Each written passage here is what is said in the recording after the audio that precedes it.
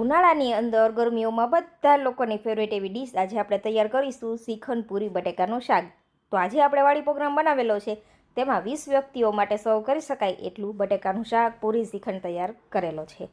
તો અહીંયા આપણે બટેકા બાફી લીધા છે. બટેકા બફાઈ ગયા છે. શાકના વઘાર કરવા માટે તેલને ગરમ થવા દેશું. તેલ ગરમ થાય એટલે રાઈ, જીરું, મીઠો, લીમડો ઉમેરી દેશું. સાથે થોડી એવી ઝીણી સમારેલી ડુંગળી એડ કરી દેશું. જો ખાતા હોય તો ઉમેરવાની.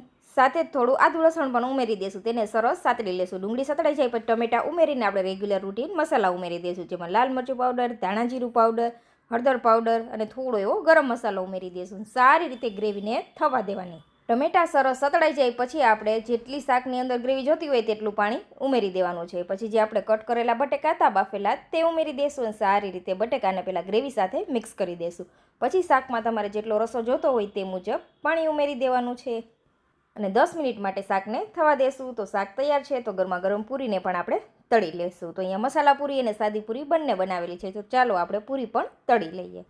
તો મારી રેસીપી ફ્રેન્ડ્સ તમને થોડી પણ પસંદ આવતી હોય ને તો પ્લીઝ ફ્રેન્ડ જરૂરથી ફોલો કરી લેજો, જેથી આવી જ અવનવી રેસીપી તમે જોઈ શકો. તો બટેકાનું શાક પણ તૈયાર છે અને ગરમા ગરમ પૂરી પણ રેડી છે. તો ચાલો હવે આપણે સર્વ કરીશું. અને ઉનાળાની અંદર શ્રીખંડ પૂરી બટેકાનું શાક ખાવાની તો કાંઈક મજા જ અલગ હોય છે. તો તમે પણ જરૂરથી ટ્રાય કરજો અને વિડીયો પસંદ આવ્યો હોય ને તો ફોલો જરૂરથી કરી લેજો.